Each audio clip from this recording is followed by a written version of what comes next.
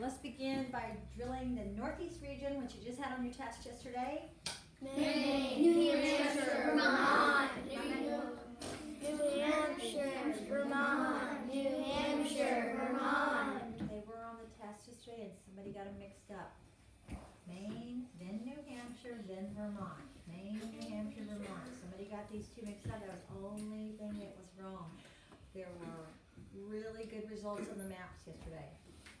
New York, Pennsylvania, New Jersey. That was the other one somebody got wrong. They said that this was New Jersey. What is this one? That's Delaware, Maryland, Connecticut, Rhode Island, Massachusetts. Alright, so this one is Delaware. and this one is New Jersey. Remember, New Jersey touches New York and Pennsylvania. It actually touches Delaware a little bit. Alright, now let's move on to the new one. You will need to know this for future quizzes and tests. I think I'm going to turn it around on Monday. So we'll finish out the rest of the week with the words, and on Monday I'm going to turn this one around. West Virginia, Virginia, North Carolina, South Carolina, Mississippi, Alabama, Georgia, Tennessee, Kentucky, Louisiana, Arkansas, Florida. Alright, one more time. West Virginia, Virginia, North Carolina, South Carolina, Louisiana, Arkansas, Florida, Mississippi, Alabama, Georgia, Tennessee, Kentucky. Alright, now turn in your books to page 129. We're starting a new chapter, chapter 14, about a man named Benjamin Banneker. And you will see where he grew up, and you'll be very familiar with that place.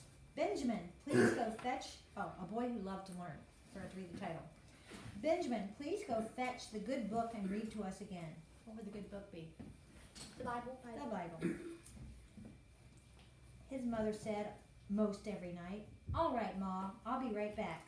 Benjamin got the Bible and read to his family. His mother and grandmother had taught him how to read using the Bible as one of his only early textbooks. Benjamin grew up in Maryland. so the same state that most of you are growing up in, at a time when most African Americans were slaves and had very little chance to learn or go to school. So he had an advantage, to use one of our old vocabulary words, a help or benefit. Most African Americans were slaves, but he was taught to read. Most slaves did not know how to read.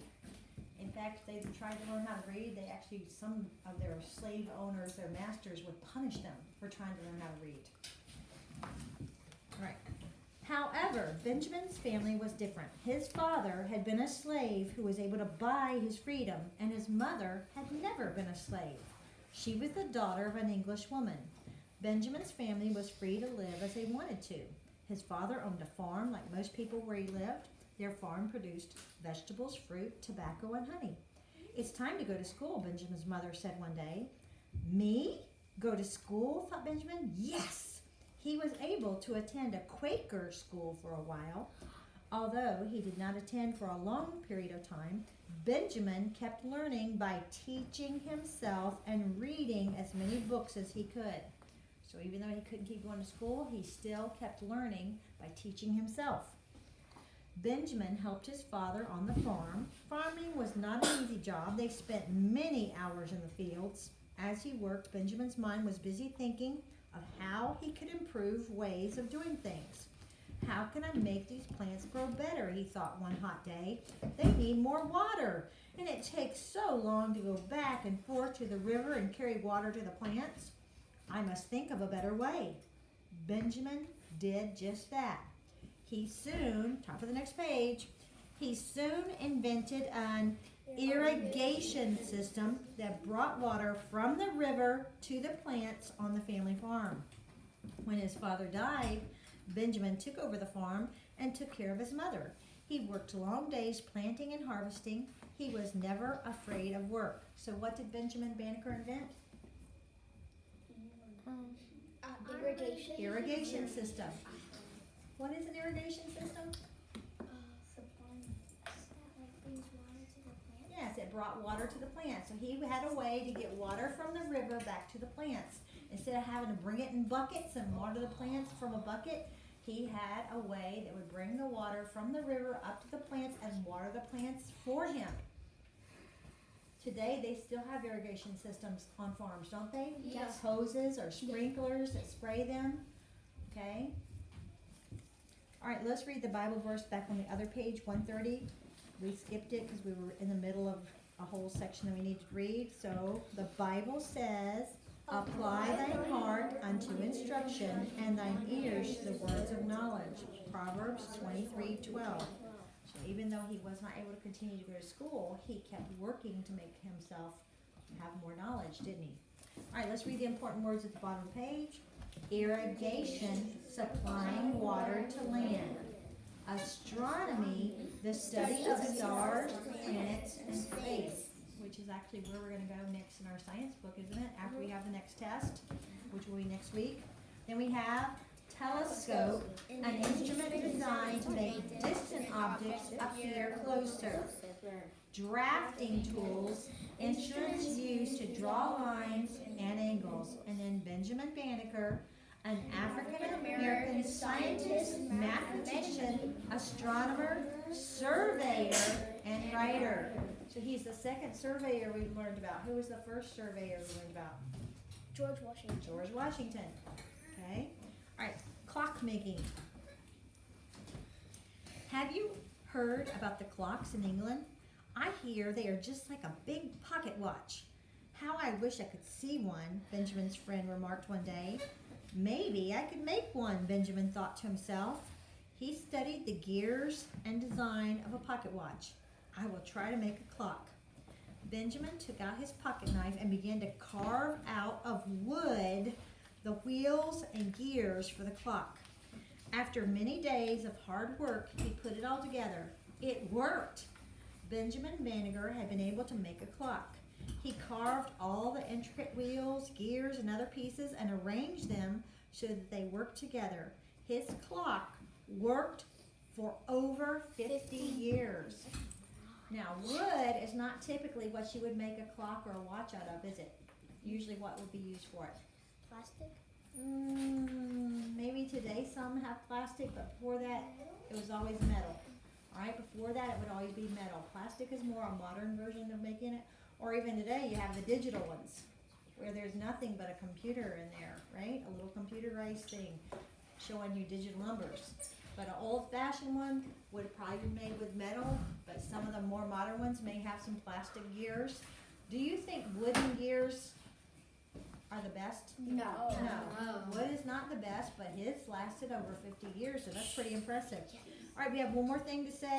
Important places for this section on Benjamin Banneker is Washington, D.C., capital of the United States that Benjamin Banneker helped to survey. Remember, we said he was a surveyor. Well, what did he survey? Washington, D.C. Turn the page. Modern marvels. Yes, that's where we're going to stop. Modern marvels. Tick tock, tick tock. What do you think of when you hear this sound? A clock. A clock, of course, although most modern clocks barely make a sound, almost all clocks in colonial times did. In Benjamin Banneker's time, most clocks made a tick-tock noise because they were built mechanically. Inside, there was a long swinging rod called a pendulum, which, as long as it was wound up with a key, swung to keep the gears on time. Those with enough money could buy a grandfather clock, a tall pendulum clock with a beautiful designed case holding the pendulum. It was as tall as a man.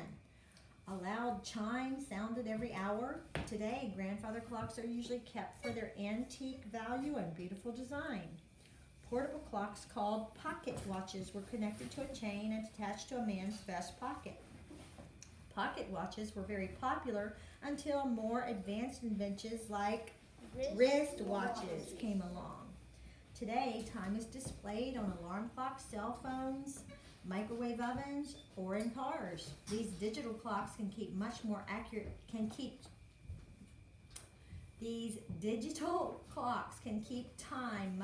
accurately than those in Benjamin Banneker's time. Instead of springs or weights, these clocks are powered by electricity or batteries. Can you imagine how strange it would be not knowing the time? Thanks to clockmakers like Benjamin Banneker, you know the exact time even to the second. Alright, so you can see the grandfather clock in the picture. You can see a pocket watch in the picture. And you can see two different kinds of wristwatches. One that has a typical old-fashioned clock face on it, and the other one is digital. And then you see a digital alarm clock there. Yes, My grandmother has a grandmother clock. grandfather clock. When we go to the house on Main Street, if we do get to go there this year for our second field trip, I don't know if we'll end up with 3 field trips or not. Because the middle field trip, I don't know that we're gonna do that one. It's usually a play. But anyway, when we go there, they call them tall case clocks. They don't even call them grandfather clocks, but they have grandfather clocks, but they call them tall case clocks. Yeah. Okay, all right, go ahead and check that. You do not need anything out for science, so do not get anything else out.